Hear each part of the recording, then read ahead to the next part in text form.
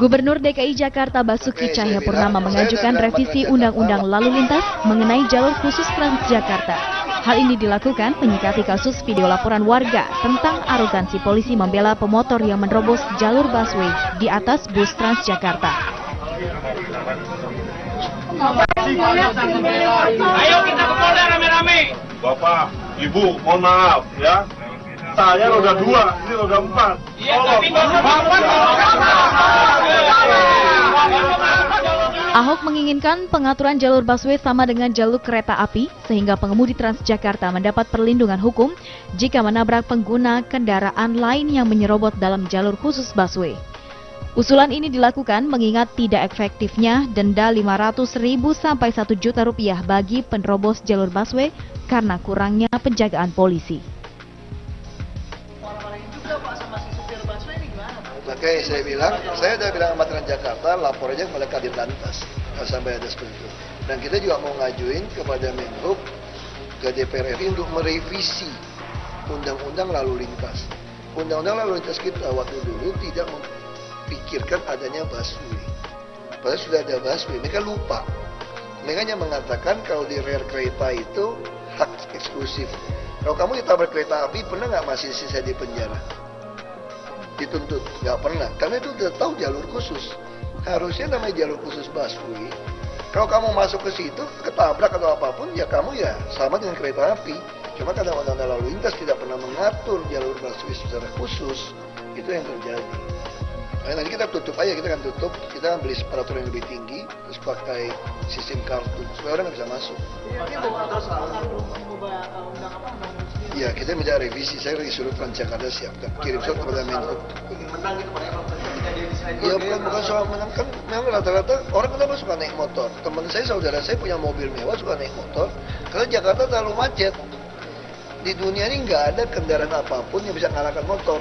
Apalagi bisa berhenti seenaknya, mau sampai di mana langsung depan pintu. Ya itu masalahnya, makanya mesti ada disiplin.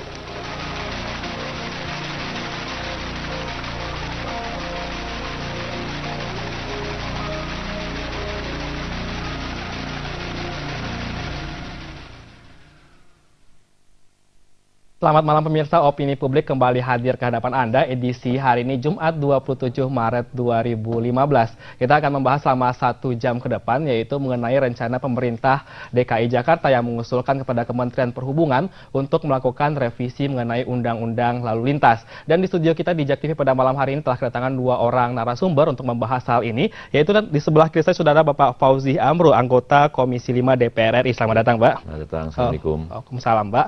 Dan juga sudah datang Bapak Yayat Supriyatna, pengamat tata kota. Nanti kita akan membahas ini beberapa segmen ke depan, Pak Yayat. Apa kabar, Pak Yayat? Alhamdulillah. Dan pemirsa, bagi Anda yang ingin bergabung bersama kami, silahkan di nomor telepon 02151511111. Dan mungkin di awal perbincangan saya mau bertanya dulu kepada Pak Yayat begitu. Melihat adanya video tadi kita lihat adanya tentang pemotor begitu yang masuk ke dalam jalur Transjakarta. Kemudian ada penilangan terhadap pramudi begitu, pramudi dari Transjakarta. Ini mendapatkan tanggapan yang beragam dari masyarakat. Lagi-lagi ini adalah masalah jalur khusus Transjakarta dan juga jalur umum. Bagaimana Anda melihat gejala ini saat sekarang ini begitu? Ya, sebetulnya dari sisi aturan sudah ada ketentuan yang berlaku, denda 500.000 dan 1 juta. Kedua, penegakan aturan itu yang tidak dijalankan. Ini kan persoalannya kepada perilaku, kultur kita. Nah, ini kebiasaan-kebiasaan yang selama ini yang tidak disiplin dan selalu ingin menyerobot karena ingin cepat dan ingin segala macam, itu akhirnya terjadi eksiden seperti ini. Nah, yang menjadi persoalan, mengapa pengemudi Transjakartanya harus diperiksa dan disalahkan, padahal itu memang sudah jalur khusus. Nah, dalam ketentuan peraturan daerahnya pun juga ada ketentuan yang sudah mengingatkan bahwa itu adalah jalur khusus. Yang menjadi pertanyaan adalah bagaimana cara kita untuk melindungi. Sebetulnya kan dalam ketentuan Undang-Undang Lalu Lintas itu kewenangan untuk melakukan penindakan ada di polisi.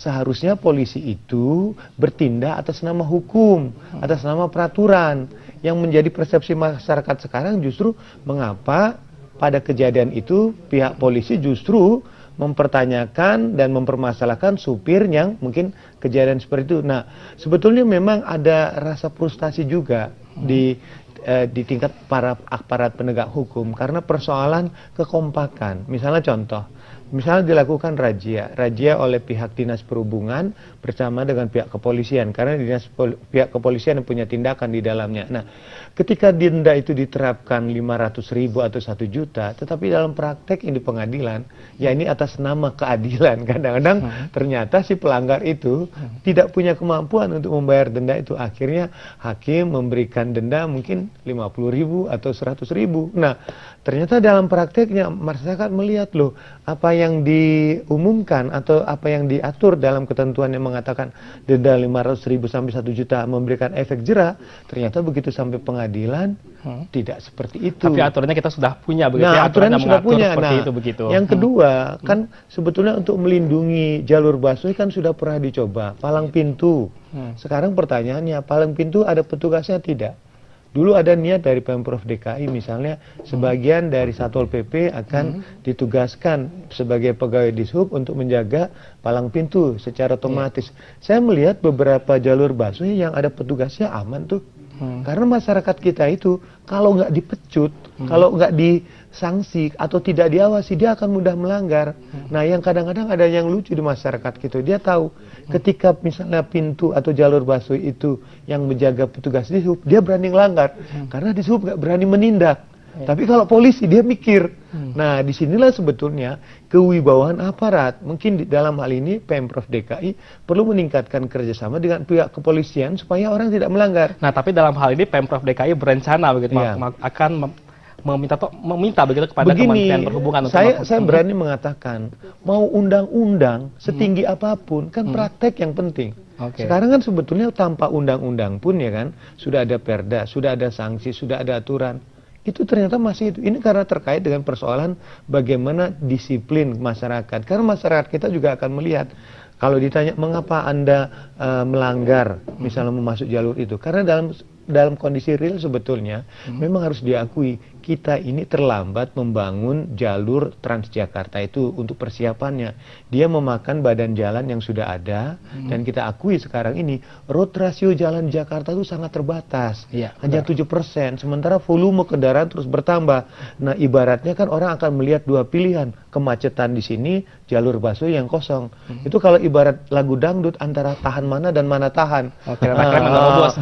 Kan mana tahannya itu dengan menghadapi kemacetan ya tahan mana masuk ke jalur ke situ. Itulah kadang-kadang tekanan di lapangan membuat perilaku berubah karena orang selalu berpikir tidak tahan dengan kemacetan. Nah, untuk mempertegas hal ini rencananya adalah pemerintah Provinsi DKI Jakarta, yaitu Gubernur DKI Jakarta akan mengusulkan begitu ke Kementerian Perhubungan untuk melakukan revisi Undang-Undang Lalu Lintas. Dan nanti kan untuk merevisi yang namanya undang-undang itu melalui yang namanya DPR. Gitu ya. Pak Fauzi sendiri dari DPR RI bagaimana menyikapi adanya wacana ini begitu?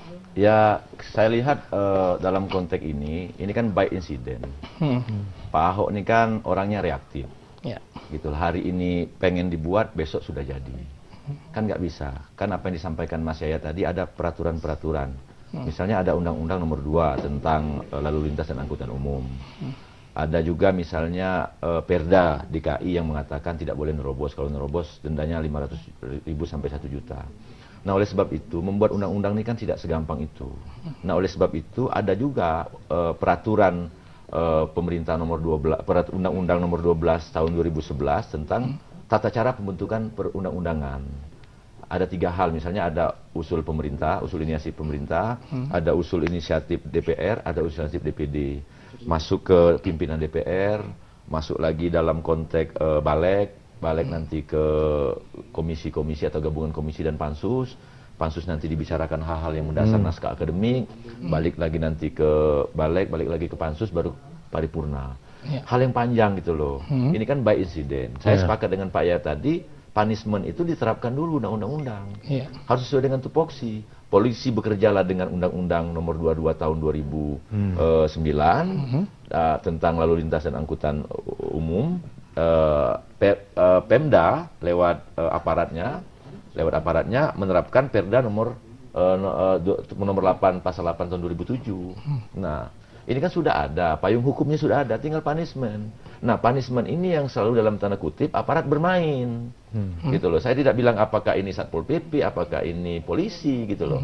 Nah, ini kan kalau tupoksi ini berjalan sesuai dengan aturan, payung hukumnya sudah ada, tinggal punishment. Oke, berarti payung hukumnya sudah ada. Ini memberikan efek jerah, Mas Jaki. Iya. Punishment 500.000 dan 1 juta. Ini kalau diterapkan, orang akan jerah gitu loh. Oke. Insiden kemarin itu siapa yang salah? Kita bukan mencari kambing hitam, tapi dari video itu seolah-olah gitu loh, pihak polisi gitu loh mengancam supir dan penumpang gitu loh, soalnya ada yang salah di sini gitu loh. Tapi ketika pemotornya tidak ditindak, kenapa yang ditindak hanya supir busway-nya aja? Ini kan problem.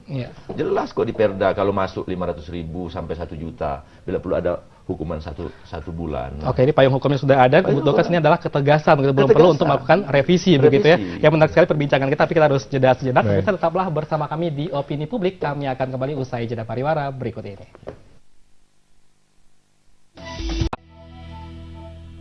Ya pemirsa, terima kasih Anda masih bersama kami dalam program Opini Publik. Dan pemirsa, untuk mengetahui bagaimana suasana di sejumlah ruas jalan pada malam hari ini dan menyikapi tentang rencana dari pemerintah Provinsi DKI Jakarta yang mengusulkan perubahan atau revisi dari Undang-Undang Lalu Lintas, saat ini di Bundaran HI Jakarta telah ada rekan kami Resmita Reski yang akan melaporkan langsung untuk Anda. Silakan Resmita dengan laporan Anda.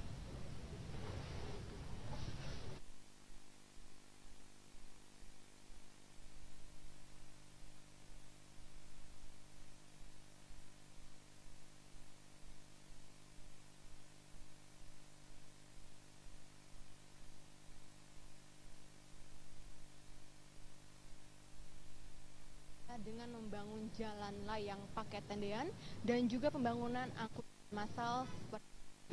Iya pemirsa, mohon maaf atas ada kesalahan teknis di lapangan. Kita akan kembali ke Resmita beberapa saat lagi. Sebelumnya saya mau kembali ke Pak Yayat terlebih dahulu. Di sini tadi dibutuhkan payung hukumnya sudah jelas. Gitu. Dibutuhkan di sini adalah tingkat ketegasan dari para petugas terhadap melakukan penilangan bagi yang masuki jalur busway ini sendiri begitu. Tapi apakah ini dapat dilakukan secara efisien melihat ruas jalan? Tadi dibilang ruas jalan di Jakarta juga minim begitu dengan tingkat kepadatan lalu lintas seperti ini begitu. Sebetulnya begini, kalau misalnya Pemda DKI mempercepat peningkatan pelayanan angkutan umum, kan selalu di belakang bus Transjakarta, jangan serobot jalurnya, naiklah menggunakan busnya. Artinya begini, masyarakat itu suatu lama kan mendapat suatu pilihan, apakah lebih efektif naik kendaraan pribadi atau naik angkutan umum.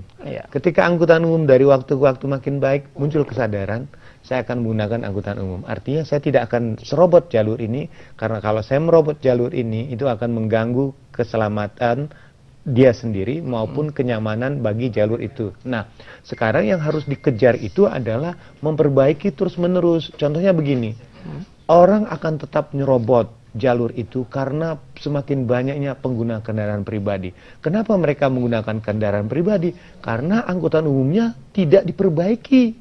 Dan jaraknya antara satu angkutan umum ke yang lain terlalu lama begitu ya. Maka untuk itu kerja keras memperbaiki pelayanan. Misalnya contoh SPM-nya, standar pelayanan minimalnya itu ditingkatkan. Kedua, ada dukungan terkait dengan persoalan bahan bakar gasnya. Kemudian peningkatan pengawasan di lapangannya itu bagaimana. Jadi kalau dari waktu ke waktu kita meningkatkan sistem pelayanannya, petugasnya ditambah. Karena bagaimanapun saya sekali mengatakan seluruh masalah tidak bisa diselesaikan dengan mengganti undang-undang. Karena yang kita atur adalah perilaku dan kondisi lapangan. Karena tidak mungkin orang-orang yang salah itu dinasihati dengan undang-undang. Anda gini dan mengubah perilaku masyarakat. Iya, menggunakan moda transportasi publik. Merubah perilaku itu adalah dengan membangun struktur yang baik. Contoh yang paling bagus, bagaimana dulu PT Kereta Api mau menurunkan penumpang di atas atap, disemprot, di pagar, nggak turun-turun. Tapi ketika pelayanannya dirubah dengan semakin baik, orang sadar, oh iya, ternyata dengan memperbaiki pelayanan, dia turun. Nah, sekarang menjadi pertanyaan, kalau dari waktu ke waktu Pemprov DKI dan bisa memperbaiki, dan orang bisa memperbandingkan antara kendaraan pribadi cepat mana nih? Kendaraan pribadi macet, busway yang lancar. Asal pelayanan ditingkatkan. Nah, orang akan cepat-cepat pindah. Lama-lama kalau semakin banyak yang naik busway karena naik Transjakarta karena busnya banyak, headway-nya bagus, kenyamanannya terjamin, kemudian aman dan sebagainya, nggak ada tuh yang akan merobot. Karena kita yang haruslah memperbaiki pelayanan itu, kemudian ini. Nah, dan masyarakat memilih moda transportasi publik. Dan sebelum kita lanjutkan, kita akan kembali ke Resmita Reski yang saat ini berada di Bundaran HI Jakarta yang akan melaporkan kondisi terkini di sana. Bagaimana Resmita?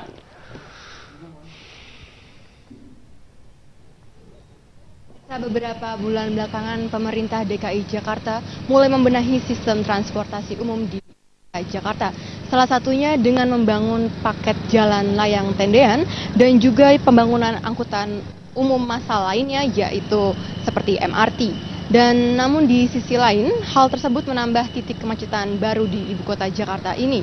Ditambah lagi kemacetan yang terjadi pada akhirnya memaksa pengendara untuk melakukan tindakan nekat dengan memasuki jalur Transjakarta tersebut, di mana pada akhirnya kenekatan pengendara memasuki jalur Transjakarta itu sering menimbulkan kecelakaan antara pengendara roda 2 dan dengan bus Transjakarta itu sendiri. Dan kemudian berkaitan dengan terjadinya beberapa peristiwa kecelakaan yang terjadi di jalur khusus Transjakarta, Gubernur DKI Jakarta Basuki Cahayapurnama atau Ahok geram dengan masih banyaknya pengguna jalan yang masih nekat menerobos jalur khusus Transjakarta itu sendiri. Kurang tegasnya sanksi yang diberikan kepada pengguna jalan yang menerobos jalur khusus Transjakarta itu ditengarai menjadi penyebabnya. Dan lebih lanjut lagi, Ahok pun mengambil langkah untuk melakukan dan mengajukan revisi Undang-Undang Nomor 22 Tahun 2009 tentang lalu lintas dan angkutan jalan yang berkaitan dengan aturan jalur Transjakarta dan juga denda bagi penerobos jalur Transjakarta. Dan pemirsa, kemudian Direktur Utama PT Transjakarta, Antonius Kosasih, juga mengakui telah mendapat arahan dari Gubernur DKI Jakarta atau Ahok untuk mengajukan revisi aturan tersebut. Dan hal ini untuk membuat jalur Transjakarta eksklusif seperti jalur kereta api. Dan menurut Kosasih sendiri, pemerintah lebih baik membuat peraturan khusus bagi jalur khusus yang didedikasikan eksklusif untuk angkutan umum tertentu. Hal ini akan membantu proses penegakan hukum oleh aparat. Dan misalnya seperti jalur kereta api, seperti pada kasus jika terdapat pejalan kaki maupun pengendara kendaraan yang tertabrak kereta di jalur perlintasan kereta api, maka masinis tidak dapat disalahkan dan justru pengendara yang tertabrak itulah yang salah. Dan nantinya jika Undang-Undang Lalu Lintas ini direvisi, maka hal tersebut akan berlaku juga di jalur Transjakarta. Dan pemirsa, akankah hal tersebut disetujui oleh masyarakat di Ibu Kota Jakarta? Untuk mengetahui pendapat dari masyarakat, kita akan berbincang dengan beberapa perwakilan dari masyarakat Ibu Kota mengenai Undang-Undang Lalu Lintas yang diajukan Gubernur DKI Jakarta untuk direvisi. Dan namun sebelumnya kita harus kembali dulu ke studio. Ya, Resmita, terima kasih atas laporan langsung Anda dari Bundaran HI Jakarta. Nanti kami akan kembali lagi ke Resmita, bagaimana tanggapan warga terhadap wacana jalur khusus eksklusif untuk bus Transjakarta. Namun jangan kemana-mana pemirsa, tetaplah bersama kami. Kami akan kembali usai jeda pariwara berikut ini. Ya, pemirsa, masih bersama kami di Opini Publik, dan bagi Anda yang ingin interaktif bersama kami, silahkan di nomor telepon 02151555111, dan kita masih membahas mengenai wacana Pemprov DKI Jakarta yang akan mensterilkan jalur khusus bus Transjakarta eksklusif. Dan pemerintah juga akan meminta begitu ke Kementerian Perhubungan untuk melakukan revisi dari Undang-Undang Lalu Lintas. Apakah ini harus dengan merevisi Undang-Undang Lalu Lintas ataukah cukup dengan melakukan pembuatan perda aja, atau bagaimana begitu sebenarnya Pak Fauzi? Kalau kita di DPR itu monggo saja. Silakan aja. Kalau memang dianggap urgen bagi masyarakat, ayo lakukan revisi. Artinya kalau saya melihat kejadian yang insiden kemarin kasus busway dengan polisi dan pengendara motor, itu belum terlalu urgen lah hari ini. Karena persoalan itu bisa diselesaikan dengan payung hukum Undang-Undang Nomor 22 Tahun 2009 tentang Lalu Lintas dan Angkutan Umum, Perda DKI tahun 2007 Pasal 8 itu gitu loh. Nah, itu aja payung hukumnya. Tinggal berjalan sebagaimana tupoksinya. Polisi berjalan sebagaimana tugas dan fungsinya, pengendaraan bermotor berjalan dengan fungsinya, busway juga berjalan dengan tugas dan fungsinya. Nah, problem kita sekarang ini membuat undang-undang itu tidak instan. Hari ini perintah, besok jadi gitu loh. Apa yang seperti Pak Ahok, kita tahu semua lah. Kan dia sangat reaktif orangnya gitu loh. Nah, oleh sebab itu kita menyarankan kalau memang Pak Ahok mau merevisi, monggo merevisi. Bisa 3 jalur sebenarnya itu. Lewat RUU inisiatif pemerintah, RUU inisiatif DPR, RUU inisiatif oleh DPD. Itu masuk ke pimpinan, pimpinan masuk ke balik masuk ke komisi, gabungan komisi dan pansus. Silakan itu buat dimnya, manggil pakar, manggil staf hukum, bisa dipanggil apa problemnya itu gitu loh. Habis itu pembicaraan tingkat pertama, habis itu masuk ke balik ke Bamus mengagendakan paripurna. Paripurna ketok palu, kalau setuju ketok palu, kalau nggak setuju ya dibalikkan lagi. Terus habis itu ditangani presiden baru berbentuk undang-undang dan jalur itu sangat panjang gitu loh. Nah, ini kan by insiden. Nah, sebaiknya kita lihat bahwa marilah undang-undang ini sebagai upaya hukum dijalankan dulu. Punishment-nya ini gitu loh. Jangan akal-akalan dalam tanda kutip maksud saya itu. Gitu loh. Misal Pemkot, perdanya sudah jelas. Ayo diterapkan gitu loh. Polisi udah jelas payung hukumnya. Tindak seperti itu. Nah, jangan nindak asal tindak. Nah, kita belajarlah dari negara-negara tetangga kita, Singapura, Australia, sangat luar biasa gitu. Oke, jalanin dulu payung hukum yang ada. Ya? Karena gini Pak, problem macet, problem banjir, khususnya macet yang hari ini nggak akan pernah selesai. Oke, sebelum kita lanjutkan perbincangan, kita akan kembali ke Resmita Reski begitu yang sudah ada di Bundaran HI Jakarta. Bagaimana tanggapan masyarakat Resmita tentang jalur busway khusus begitu yang eksklusif untuk bus Transjakarta yang diwacanakan oleh pemerintah Provinsi DKI Jakarta pada saat sekarang ini. Resmita saat ini telah bersama dengan sejumlah warga begitu yang ada di Bundaran HI Jakarta. Silakan Resmita dengan laporan Anda. Berbincang dengan dua orang. Kenapa? Sesuai dengan janji saya bahwa kami akan berbincang dengan dua orang perwakilan dari masyarakat mengenai revisi Undang-Undang Lalu Lintas yang diajukan oleh Gubernur DKI Jakarta Basuki Cahayapurnama atau Ahok. Dan langsung saja kita berbincang dengan dua orang narasumber saya, yaitu Mbak Vera dan juga Pak Coki. Langsung saja. Mbak, gimana? Tahu nggak dengan revisi Undang-Undang Lalu Lintas yang diajukan oleh Gubernur DKI Jakarta? Sempet tahu sih di media gitu ya, habis kejadian yang beberapa waktu lalu juga, kayak sempet ribut gitu, tapi sampai dengan ada revisi kayak gitu, yang mana jalur busway bakalan disterilkan gitu kan, itu bagus sih. Kalau menurut saya sih setuju banget. Karena salah satu pengguna busway juga, kalau dari pengalaman itu bagus. Tapi berarti Mbaknya setuju banget ya dengan adanya revisi undang-undang tersebut. Tapi Mbak sendiri tuh pembawa kendaraan pribadi nggak sih, selain sehari-harinya naik Transjakarta atau gimana? Lumayan sering juga sih naik Transjakarta, meskipun ada kendaraan pribadi juga. Di saat-saat yang kadang-kadang kita nggak tahu gitu, tiba-tiba harus naik kendaraan umum gitu, biasanya sih Transjakarta jadi pilihan. Itu sih. Dan kemudian Masnya gimana, Mas, dengan adanya revisi undang-undang tersebut? Kalau saya sih gini, Mbak, sebaiknya sebuah peraturan itu dilakukan melalui survei yang cukup mendalam. Jadi jangan terlalu buru-buru, ada sebuah peristiwa, tahu-tahu langsung berubah peraturannya, direvisi lagi. Jadi saya kurang sepakat karena masih banyak urusan yang lebih penting, misalnya bagaimana kita menyiapkan banjir, kita terus menyiapkan juga anak-anak sekolah yang juga mungkin sedang tawuran atau mungkin kemiskinan di mana-mana. Jadi kalau saya pikir ya itu kan cuma kasuistis. Jadi ya udah terusin aja juga, jangan tiba-tiba ganti lagi. Yang repot orang-orang seperti kita, bingung gitu loh. Kalau menurut saya. Menurut Mas dan Mbak sendiri nih, jalanan di Jakarta nih akhir-akhir ini bagaimana sih? Mbaknya dulu deh. Bukan akhir-akhir ini aja ya, Jakarta emang kayaknya ada kayak makin macet juga, terus banyak peraturan-peraturan baru yang beberapa bulan terakhir ini ada gitu. Mungkin ada sedikit kebingungan juga gitu, beberapa jalan yang nggak boleh ada naik motor, terus kemudian ada pemasangan CCTV kayak misalkan kayak gitu.